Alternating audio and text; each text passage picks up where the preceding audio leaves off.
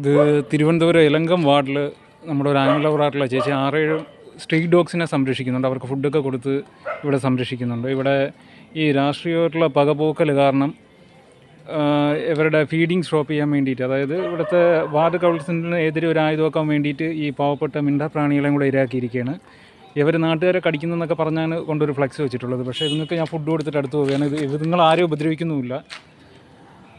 ഇപ്പോൾ മുഖ്യമന്ത്രി പിണറായി വിജയൻ തന്നെ ഓർഡർ ഇട്ടിട്ടുണ്ട്, കോർട്ടിൻ്റെ ഭാഗത്തു നിന്ന് ഓർഡറുണ്ട്. ഫീഡിങ് നടത്തുന്നതോ അല്ലെ അതിനൊന്നും സ്റ്റോപ്പ് ചെയ്യാൻ പാടില്ല, ഫീഡിങ് ചെയ്യുന്നതിനെതിരെ ബോർഡ് വയ്ക്കാനും പാടില്ല. എന്നിട്ട് അതിനൊക്കെ വിരുദ്ധമായിട്ടാണ് ഇവിടെ ഇത്തരത്തിൽ പ്രവർത്തിച്ചിട്ടുള്ളത്. ഇത്രയും ഡോഗ്സ് ഇവിടെ കിടക്കുന്നുണ്ട്. ഇവിടെ ഞാൻ വന്നിട്ട് എന്നെ അവർ കടിക്കുകയോ ഉപദ്രവിക്കുകയോ ഒന്നും ചെയ്യുന്നില്ല. അപ്പോൾ ഇത് എന്താ പറയുക, ഇവരുടെ രാഷ്ട്രീയമായ മുതലെടുപ്പിന് വേണ്ടിയിട്ട് കാണിക്കുന്ന പരിപാടിയാണിത്.